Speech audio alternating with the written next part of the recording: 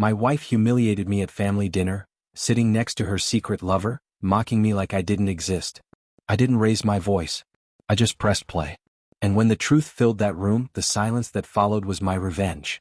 Subscribe, like, comment and watch till the ending to share this interesting story to family and friends. The sound of my wife's laughter echoed faintly from the living room, a kind of laugh I hadn't heard in months. It was lighter, freer, careless. I paused halfway down the hallway holding my briefcase, listening. She was on the phone again. "You're terrible," she giggled, lowering her voice. "Stop it, I told you not to say that." The tone of her voice cut through me like a blade. I wasn't sure what hurt more, the laughter or the secrecy in it. For a moment, I considered walking into the room and asking who she was talking to, but something stopped me.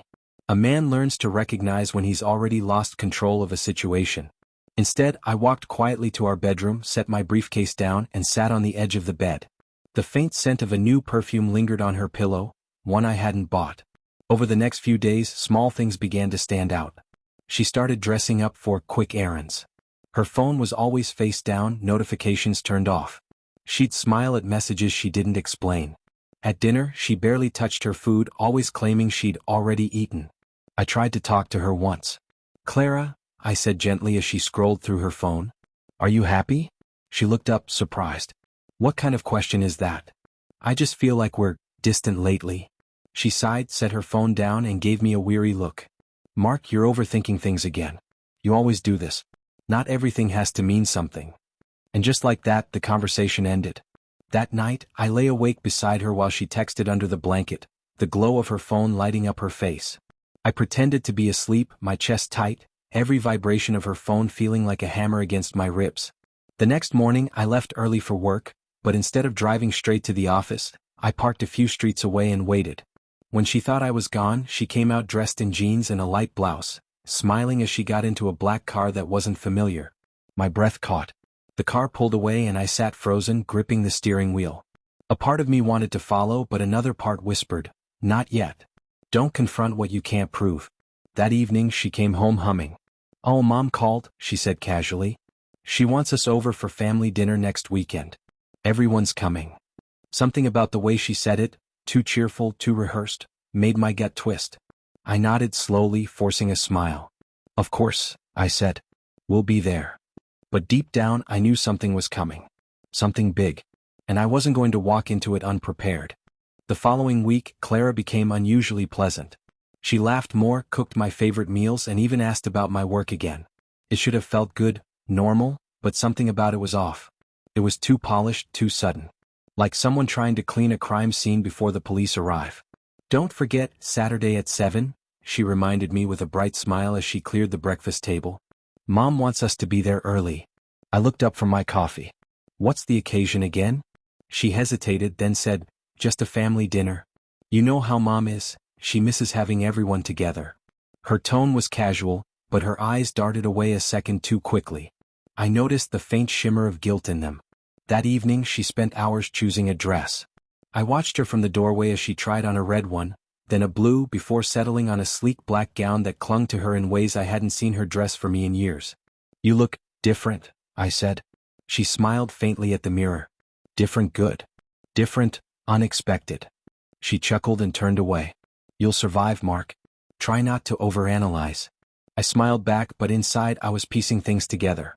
The secrecy, the new perfume, her sudden warmth, the family dinner, it all felt orchestrated.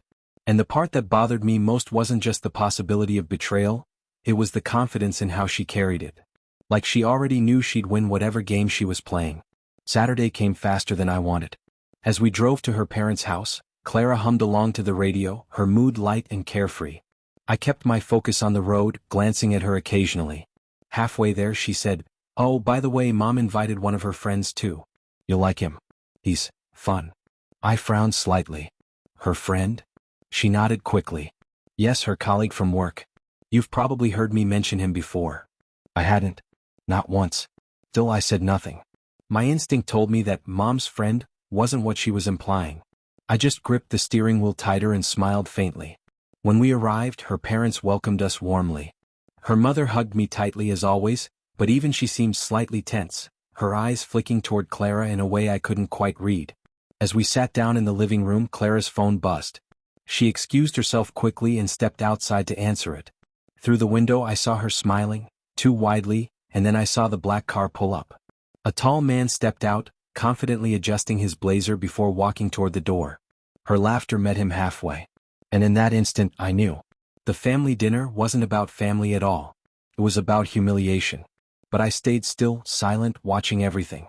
Because if this was her stage, then she had no idea what kind of show I was preparing behind the curtains. The sound of laughter filled the dining room before I even stepped in.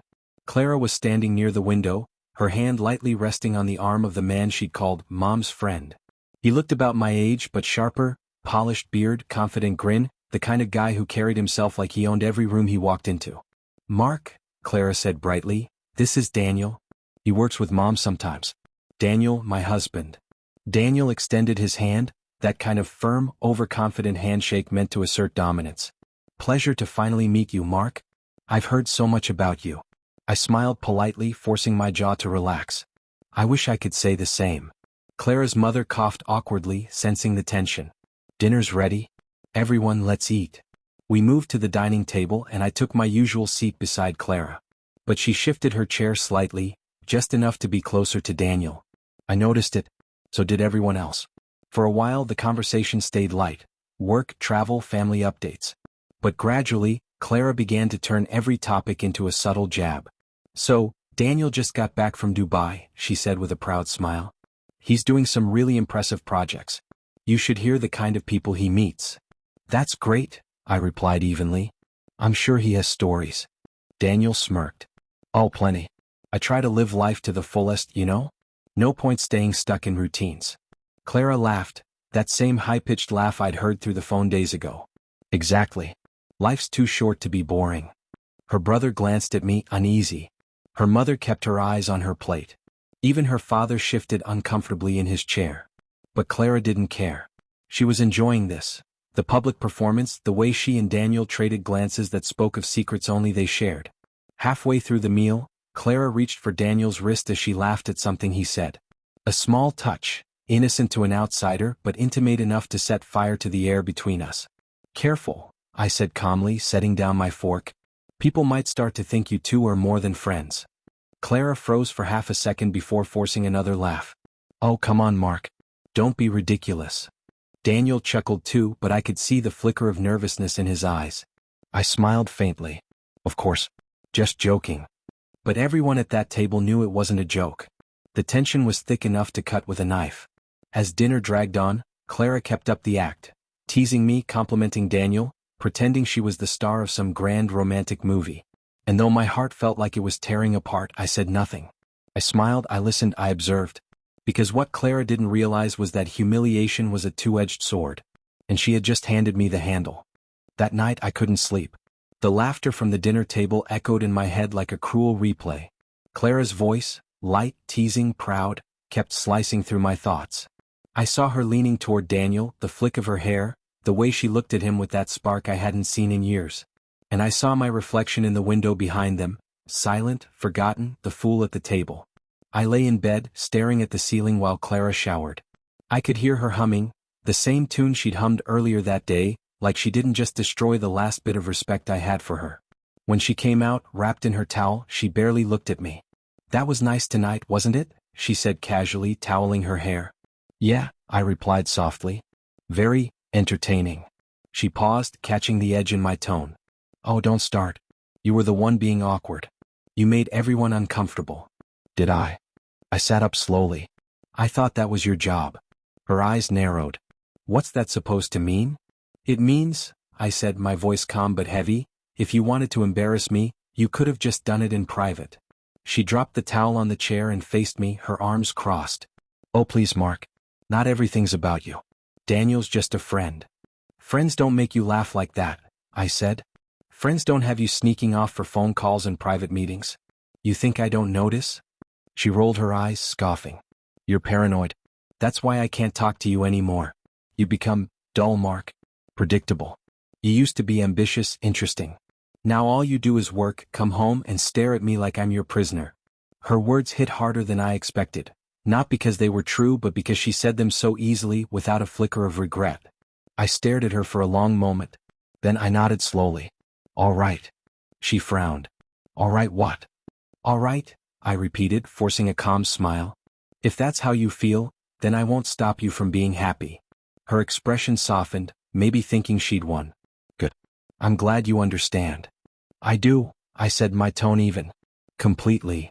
She turned off the light and lay beside me, her back facing mine. Within minutes, her breathing slowed, steady, peaceful, as if the night hadn't changed everything. But as I stared into the dark, something inside me shifted. The pain that had been boiling all evening finally turned cold. I realized something important. People like Clara don't feel guilt until they lose something they truly value: reputation, comfort, image. And if she wanted to humiliate me in front of her family and lover, then my revenge had to be where it would hurt her the most. Not loud. Not violent. Just devastatingly public. The next morning, Clara acted like nothing had happened. She hummed while making breakfast, wore her favorite silk blouse, and left early, saying she had errands to run with Mom. I just nodded. Drive safe. But once the door closed behind her, I let the mask drop. My hands trembled, not from sadness anymore, but from focus. Every second I'd wasted trying to fix our marriage, she'd been investing in someone else. That wasn't just betrayal, it was calculation. So I decided to play her game. Only better. First, I called a private IT technician, a friend from college who owed me a favor. I need access to a phone backup, I told him. Discreetly. By evening, I had a folder on my computer filled with screenshots, call logs, and messages. I didn't need to look at everything. The few I saw were enough. Can't wait to see you again, my love. He's so clueless. Dinner went perfectly. You were amazing. Next time I'll tell him it's over, maybe. Each message felt like a nail in the coffin. But strangely, I wasn't angry anymore. Just clear. Over the next week, I watched her pattern closely. She always met Daniel on Thursdays, claiming she was working late. Sometimes she even came home smelling faintly of his cologne. I documented everything, quietly, efficiently. Photos. Timestamps. Even short recordings of their phone calls. I knew every move she'd made since that dinner. But revenge wasn't about exposure alone. No, I wanted the stage she'd chosen, the family audience, to witness her fall. I wanted her to feel the same burning humiliation she'd given me. So I started preparing my own celebration. I told her mother I wanted to organize a surprise dinner to thank the family for their support over the years. It'll be special, I said warmly over the phone. Something that brings everyone together again. She sounded delighted. Oh, Mark, that's so thoughtful. Clara will love that. I smiled to myself. I'm sure she will. While Clara spent her days at work, I arranged everything. The guest list, the catering, even a slideshow presentation that would celebrate family memories. Only my version of memories would include a few recent updates. I also invited Daniel, through Clara's mother, of course. He was such a nice man, she'd said. You two seem to get along. Yeah, I replied. We have a lot to talk about. By Friday the plan was complete. The table was set. The invitations were out. All that remained was for Clara to walk into her own trap, smiling, confident, believing she'd already won. And when she did, I would make sure that every single person who once looked up to her saw exactly who she really was. Not through shouting. Not through violence. But through truth displayed so perfectly, it would speak louder than any revenge could. Saturday arrived with the deceptive calm of any other day. Clara was in a radiant mood, humming as she dressed in a white satin gown, the same one she wore at our anniversary years ago. I wondered if she remembered or if it was just coincidence. You're being mysterious, she teased, glancing at me in the mirror. What's this dinner really about? I smiled faintly. You'll see soon enough. Just be yourself. She winked. I always am. As we drove to her parents' house, she seemed light, carefree, glowing. To anyone else she was the perfect wife. But to me she was a well-rehearsed actress walking into her final performance. The dining hall was beautifully decorated. Candles, flowers, the family's laughter echoing through the air. Everyone was there, her parents, her siblings, cousins, and, right on cue, Daniel. He stood by the far corner, holding a wine glass, dressed neatly in a navy suit. When Clara saw him, her smile brightened, that telltale spark flashing in her eyes. I caught it too, but this time I didn't feel pain. Just quiet satisfaction. Mark, her mother said, embracing me. This was such a wonderful idea. You've really outdone yourself. Thank you, I said warmly. I just wanted a night everyone would remember. Dinner began, cheerful and ordinary. I made sure of that. I wanted everyone relaxed, unsuspecting. Clara laughed too easily. Daniel joined in with stories that painted him as charming, adventurous. I even laughed along, nodding politely. At one point, Clara rested her hand briefly on Daniel's arm. Not long enough to be obvious, just enough for me to see. Perfect, I thought. Keep playing your role. After dessert, I stood and tapped my glass gently. The chatter faded. Before we wrap up, I said, smiling, I wanted to share something special. A short video I put together, a tribute to family, love, and honesty. There was applause. Clara smiled proudly, leaning toward Daniel. See? He's not always so serious. I walked to the screen, connected my laptop, and dimmed the lights. Soft piano music began. The first slide showed pictures of family vacations, weddings, birthdays, warm, nostalgic moments. Everyone smiled, relaxed. Then the tone shifted. A photo appeared, Clara's reflection in a cafe window, Daniel's hand resting on hers. Another slide, text messages, blurred but readable, "You make me feel alive again." Then a selfie, the two of them in a car, smiling, timestamp just 2 days after our family dinner. The music stopped. Gasps filled the room. Her father's fork clattered onto his plate. Clara froze, her face pale, her lips parting in disbelief. "Mark," she whispered, her voice trembling. What is this?" I looked at her evenly. "The truth." Daniel's jaw tightened. "You planned this." "I just shared memories," I said softly, eyes on Clara. "The ones you left out." The silence that followed was heavier than shouting. And for the first time in months, I watched her mask crack. The proud, untouchable Clara reduced to trembling shock under her family's gaze. My revenge had just begun. For a long, breathless moment, nobody spoke. The room was frozen. Only the faint hum of the projector filled the silence. Clara's mother covered her mouth, her father's knuckles turned white against the edge of the table, and Daniel shifted in his chair like he wanted to disappear.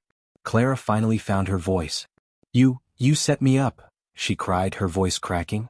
"You invaded my privacy. How dare you embarrass me in front of my family like this?" I didn't move. I just looked at her, calm, steady, unflinching. "You embarrassed yourself, Clara. I just brought the truth to the right audience." Her father stood abruptly. "Clara, please tell me this isn't real." She turned toward him, eyes wet. "Dad, it's not what it looks like." Her mother's voice trembled. "Then what is it, Clara?" "The pictures, the messages, you said you were working late." Daniel finally stood, trying to sound composed. "All right, everyone calm down. This isn't what you think. Sit down," I said, my tone cutting through the noise. It wasn't loud, but it carried weight. Every eye turned to me again. "You had no problem joining us for dinner like a friend, laughing at my table? So stay seated and listen." He hesitated, then sat. I stepped closer to the table, my voice even. For weeks I suspected something. But I didn't act out of anger. I acted out of clarity. What you're seeing isn't edited or fabricated. It's real. The timestamps are there. The proof is clear. She didn't just cheat on me, she made a mockery of this family's respect. Clara's tears spilled freely now. "You don't understand, Mark. You were never there. You stopped loving me." I raised a hand. "I didn't stop loving you, Clara. I stopped chasing someone who had already left." The room went silent again. Her father sat down heavily, staring at his plate. "You've shamed us," he muttered. "In front of everyone." Clara's mother began to cry quietly. Daniel pushed back his chair abruptly. "I'm leaving," he muttered, standing. "This is insane." "Go ahead," I said. "Run. That's what cowards do." He hesitated at the doorway, avoiding everyone's eyes, then left without a word. Clara buried her face in her hands. "You've ruined me," she whispered. "You've ruined everything." I looked down at her, not with anger, not with satisfaction, but with the cold finality of someone who's done explaining. "No, Clara. You did that the moment you thought your lies would never catch up with you." I turned to her stunned family and said quietly, "I'm sorry you had to see this. But truth is better than pretense." Then, without another word, I walked out. Behind me, I heard her sobbing, raw, uncontrolled, no longer the woman who had mocked me at dinner. And though my heart was heavy, there was peace in the silence that followed. Justice didn't need shouting. It only needed exposure. The night air felt colder than usual when I stepped outside. The sound of my footsteps echoed against the driveway, each one carrying the weight of everything I'd held in for months. Behind me, the muffled chaos continued. Clara's sobs, her parents' stunned voices, the clinking of cutlery left forgotten on the table. I didn't look back. For years, I'd imagined heartbreak as something loud, shouting, slamming doors, broken plates.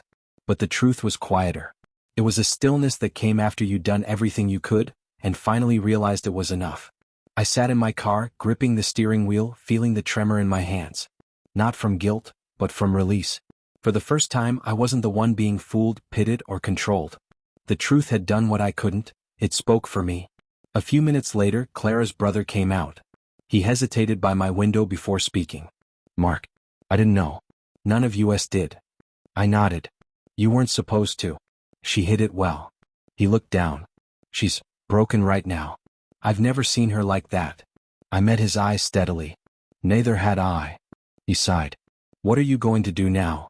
I smiled faintly, tired but sure. "Start over. Somewhere honest." He gave a slow nod and walked back inside, leaving me in the soft hum of the streetlights. That night I packed a small suitcase. No yelling. No note.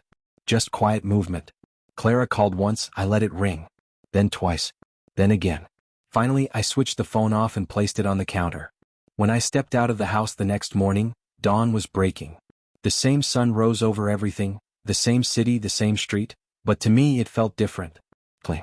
Lighter. Days passed, then weeks. People talked, of course. Word spread quickly. Some pitied her, others judged. Daniel vanished from her life completely. Clara tried to reach me through friends, through her parents, even through email. But I never responded. There wasn't anything left to say. What she didn't understand was that revenge wasn't about destroying her, it was about reclaiming myself.